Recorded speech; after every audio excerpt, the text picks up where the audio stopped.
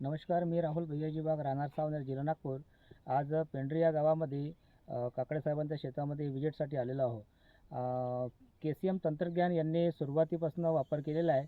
आज प्रत्यक्षात शेतकरी आमच्या सोबत आहे आणि आज शेतकऱ्यांसोबत आपण मुलाखत घेणार आहोत आणि आज विचारूया त्यांना की आपल्या KCMचे काही उत्पादन त्यांनी वापर केलेला आहे, तर त्यांनी कसा वापर केला, त्यांना काय रिझल्ट भेटले, आज त्यांच्या मुखातून आपण जाणून घेऊया.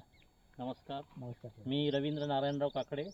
मी सुरुवातीपासून KCMचं खत आणि औषधी वगैरे वापरत आहोत. अच्छा. मला यावर्षी जो रिझल्ट मिळाला हा खूपच चांगला मिळाला हम्म. आणि आजच्या काळात आपल्याला सेंद्रिय शेतीकडे वळण्याची फार अत्यंत आवश्यकता आहे.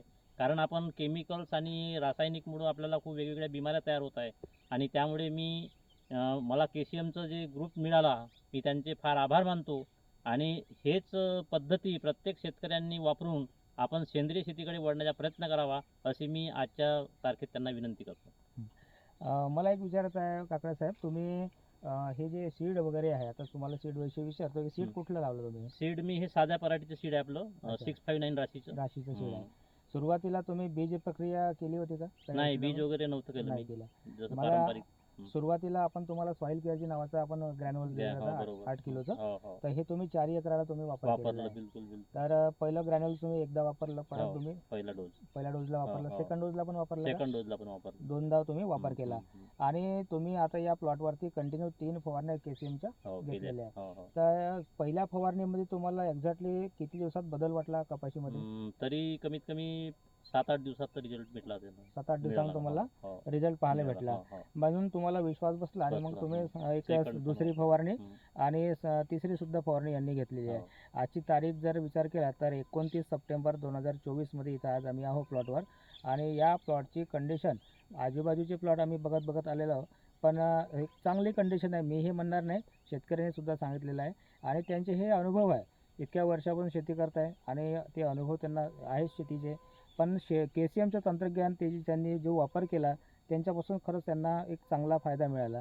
तर KCM तंत्रज्ञान हे शेतकऱ्यांसाठी खूप चांगलं काम करते. म्हणजे शेतकऱ्यांना कसं आहे की ऑर्गॅनिकविषयी माहिती देणे, त्यांचा उत्पादनामध्ये ग्रोथ करून देणे, खर्चामध्ये बचत करून देणे, ह्या सगळ्या गोष्टी त्याच्यामध्ये आहे.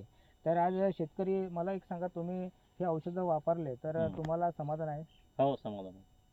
एक छोटासा मेसेज आपण आपल्या बऱ्याचशा शेतकऱ्यांपर्यंत पोहोचूया की तुम्ही शेतकऱ्यांना काय सांगाल या औषधीबद्दल? या औषधीबद्दल मी शेतकऱ्यांना हेच सांगेल की आपल्याला कमी खर्चात शेती करणं फार आवश्यक आहे. कारण आपण जे केमिकल्स, जे फर्टिलायझर करून जे औषधी आणतो ती खूप महागडी औषध देतात. कारण आपल्याला माहित राहत नाही की आपण हे औषधी वापरते, जे देतात तेच आपण आणतो आणि ते त्यांचं बिल खूप अमाप काढतात. आता परिस्थिती अशी आहे, आपलं उदारवाढीचं काम राहते, त्याच्यामुळे आपण काही बोलू शकत नाही.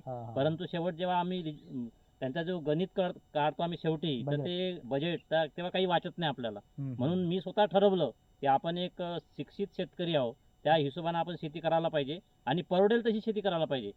कमीत कमी खर्च लागून आपल्याला जास्त उत्पादन वाढेल, तेव्हाच आपण आपल्या मुलाबाळांसाठी 2 पैसे वाचवू शकू. नाहीतर शेती करण्यात काही अर्थ नाही असं मी म्हणू शकेल. बरोबर आहे.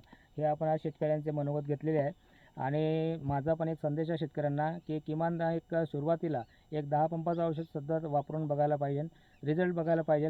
रिझल्ट जर छान येतील, रिझल्ट जर समजा छान आले तर समोर त्यांनी पुन्हा वापर करावा आणि खूप सुंदर प्रोडक्ट तयार केलेलं आहे कंपनीने. तर प्रत्येक शेतकऱ्याने या औषधाचा वापर करायलाच पाहिजे. जय हिंद, जय KCM.